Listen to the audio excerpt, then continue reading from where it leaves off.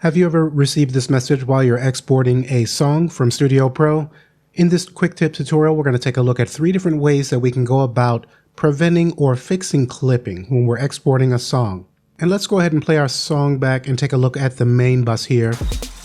And you can see that we immediately have the clip indicator turn on. If I click once to reset that, then we can see that that comes back on.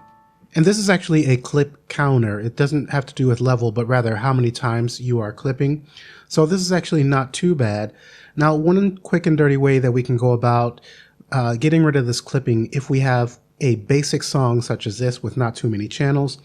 Let's go ahead and select the first channel here by clicking once. I'll hold shift. Let's come to the last. Now I'm just going to hover on one of the faders here and use my mouse wheel to take this down. I'll press the spacebar to play back and click once to reset our clip counter. Listen so close you can hear that. Okay, so we got another clip here. I'll again, with my mouse wheel, take the levels down, reset our clip counter.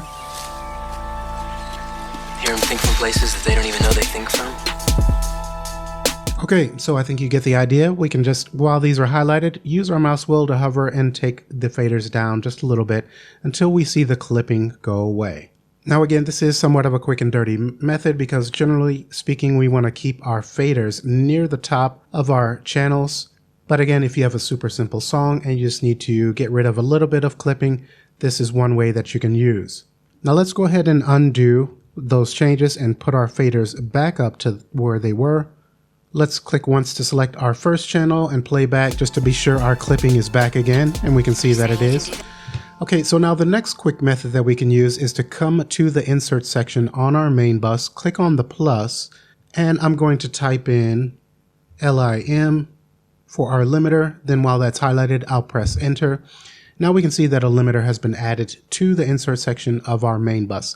Now for this method to work, the limiter is going to need to be the very last plugin in your chain here within the inserts. Okay, let's pull this down and over to the side a little bit. Let's reset our clip counter and play back. From the inside. And we can see that our clipping is now gone from the main bus. Now just take note here, we do have some reduction going on here. And it may be more than you would like for your song.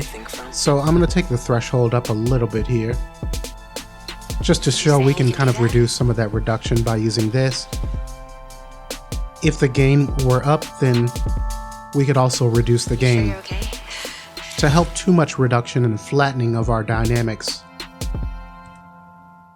Now let's go ahead and remove our limiter. I'll come up to its tab, click on the downward facing arrow, and then we have remove. Let's come back to the beginning of our song and play back. We can see that our clipping is back. So for the last method, we'll go ahead and click on the plus. I'll type in MIX for the mix tool. Let's press enter. And then what we'll do is just similar to when we selected all of the faders and pulled them down with the mouse wheel while we were playing back, we're going to play our song back and then use the gain control here to reduce the level coming into our main bus and get rid of that clipping. So I'll go ahead and play back with the spacebar. Let's reset our clip counter. Listen to people from the inside. Okay, and so we got a little bit here, just one more notch. Reset the counter. And all their memories. Okay, and you get the idea for this last method. Now for me, I'll typically use this along with a VU meter. So if I come to the plus again, let's actually click on the pen icon to keep this open. We'll pull that up to the top right. Click on the plus, I'll type in VU, our VU meter is highlighted, I'll press enter. Now it's important that this is going to come after our mix tool because what I'm going to do is gain stage to 0 dB VU or minus 18 dBFS. The scale is set to 18 here. So let's go ahead and play back again. And I'm just going to take the gain down on our mix tool until our needle is generally hovering around 0 dB. I'm not going to spend too much time on this. This is pretty good here. So now we're gain staging our signal coming into the main bus to minus 18 dBFS, which I like to do to have a good signal coming into my plugins, especially if I'm going to use any analog emulated plugins. Some of them prefer that minus 18 dBFS signal.